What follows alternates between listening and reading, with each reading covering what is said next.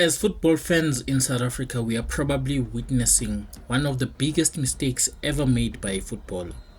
At the same time, we pay tribute to Ndlondlo and we welcome Siwelele FC. Welcome back to the Ultimate Bagania. The big story dominating Pirates headlines is Munapule Saleng's loan move to newly promoted Orbit College FC for the 2025-2026 season. The 27-year-old winger, once a key figure in Pirates' attack, has faced a turbulent 2024-2025 campaign, sparking plenty of speculation amongst the fan base. Saleng came to Pirates in 2022-2023 season and he was electric, 14 goals and 11 assists across all competitions, earning him a spot in the Bafana Bafana squad. But last season, for some unknown reason to all of us, he fell off, making just 8 appearances, with his last game against Al Ahly in December 2024. It was then reported that he had a fallout over a contract dispute, with some sources claiming salary disagreements and even a potential pre-contract with Al Ahly, which caused friction. It has now been confirmed that he will be on loan to Orbit College for the whole season. This is the same club where he started his career. Apparently, this is to help him rediscover his form. A return to familiar surroundings at Orbit College could help Saleng rebuild his confidence and rhythm. This is Mandla Zwane, who is a former Pirates legend. He said it might help to clear his mind. Being in familiar surroundings like Orbit College might do him good. Look, members, he only played 8 games last season. And I agree, he needs regular minutes to revive his career. However, this makes me wonder, does he need to be loaned out in order for him to get game time? According to me, a fully fit Saleng is quite capable of walking into the Pirates starting 11. Yes, at Orbit College he will be guaranteed minutes, but it's not like Saleng was being benched at Pirates. On the contrary, he was playing every time he made the matchday squad. Being loaned out does not resolve the issue. Instead, we are seeing his career die a slow death in front of us. Orbit is not in the MTN 8, it will not be playing CAF in the near or so future. This means he will lose all exposure to big teams that were looking to sign him. Currently, Bafana Bafana has qualified for AFCON and they are on the verge of qualifying for the FIFA World Cup next year. The World Cup would be the first time we've qualified since we hosted the tournament in 2010. If Orbit fails to perform in the league, Saleng will not make it to the AFCON or the World Cup squad next year. This loan deal with Orbit is a massive mistake and Saleng is not getting any younger. He will be 28 in March next year. If he and Orlando Pirates do not resolve their issues soon, he will be lost to the wilderness. Now let's take a moment to honor Ndaba Philip Ndlondlo, who has officially parted ways with Orlando Pirates after 3 years. The 28-year-old midfielder is now a free agent, and Pirates have expressed their gratitude for his contributions. Ndlondlo joined Pirates from Maruma Gallants in 2022, and he made an immediate impact with his technical ability and creative flair. Over his tenure, he played 52 matches across all competitions, scoring 4 goals and providing 6 assists. His standout moments include a stunning goal against Stellenbosch in the league. However, limited game time in the 2024-2025 season, with only 9 appearances, led to his release.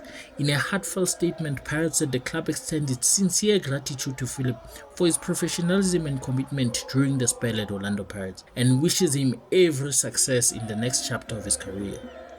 We echo that sentiment, Philip. Thank you for wearing the black and white with pride. Ndlondlo's next move is unclear, but with interest from PSL and Motsepe Foundation Championship clubs, we are sure he'll find a new home soon.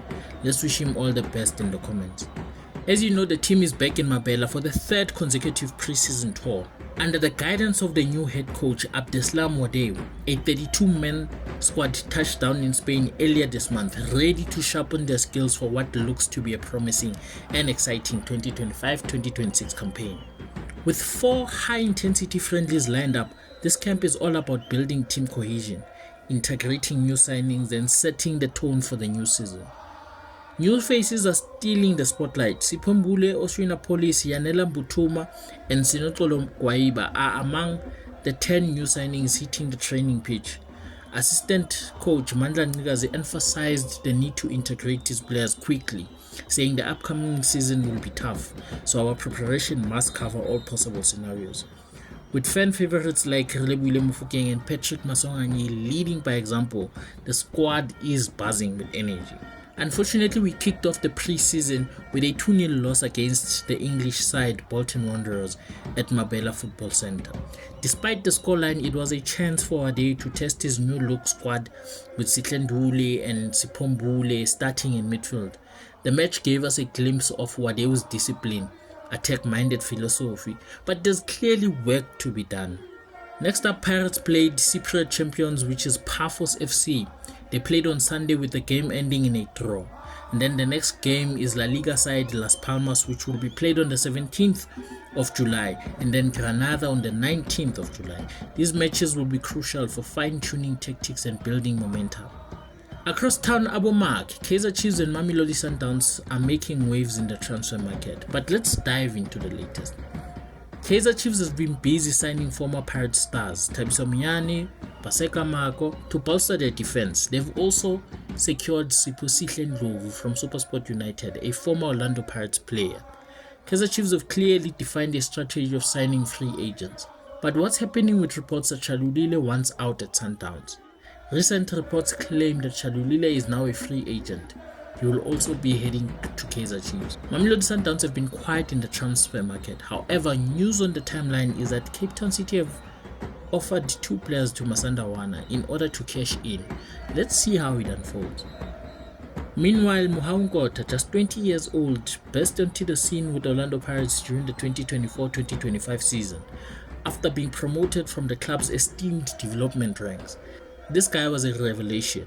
In his debut senior season, Nkota featured in 35 matches across all competitions, scoring 7 goals and 5 assists in 2,543 minutes of action. That's a total of 12 goal contributions. Not bad for a boy who was just promoted from the DDC. His quick feet, explosive pace and fearless dribbling made him a fan favorite. He even lifted the MTN 8 under coach Jose Rivero. Nkota's journey started with a bang when he made his senior debut against Makezi FC in the Carling Black Label Cup. From that moment, he never looked back, earning a regular spot in the squad. Even posts on X were buzzing about his impact, with fans calling him the future of African football.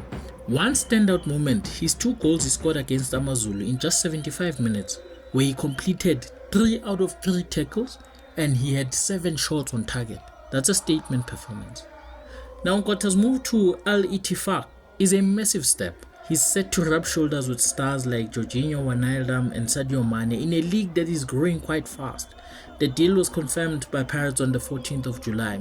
He is pending personal terms and a medical, but it's a proud moment for South African football. Nkota himself said, "Moving from this club isn't easy because I grew up here, but I'm ready for the challenge." He even thanked his father figure and development coach Joseph Makanya for shaping his career. So what's next for the young man? His team is already gearing up for 5 high-profile season fixtures facing teams from Spain, Portugal and the United Arab Emirates. With a reported salary, an increase of about 700,000 US dollars, which is approximately 12.5 million rand. This is definitely a life-changing move. He's also got his eyes on a Bafana spot for the Africa Cup of Nations later this year, after he was called up in the recent FIFA window. Members, let's wish Mohau all the best as he carries the Pagania spirit to Saudi Arabia. In a seismic shift for South African football, SuperSport United have been sold to Siwelele FC, marking a new chapter for the club. Let's unpack what this means. SuperSport International confirmed the sale of SuperSport United's PSL status to Siwelele FC in a deal that sent shockwaves throughout the league. You might have heard of the news that SuperSport are separating from MultiChoice. SuperSport CEO Rendani Ramova said the sale of the club comes as a strategic shift to allow them to remain the biggest broadcaster in Africa and a leading global competitor. While there is no clear details on the financials, the transaction has been approved by the PSL. Siwelele FC is the latest club to purchase a status in the league. But what does this mean for the players and the technical team?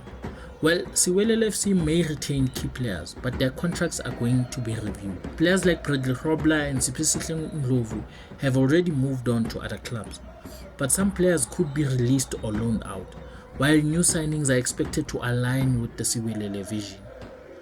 The coaching staff led by Andre Aronson may see changes as Siwelele FC appoints new personnel. Meanwhile, former coach Gavin Hunt has been appointed as head coach of Durban City. Siwelele FC will operate as a new PSL entity and have already started with the rebranding of the club.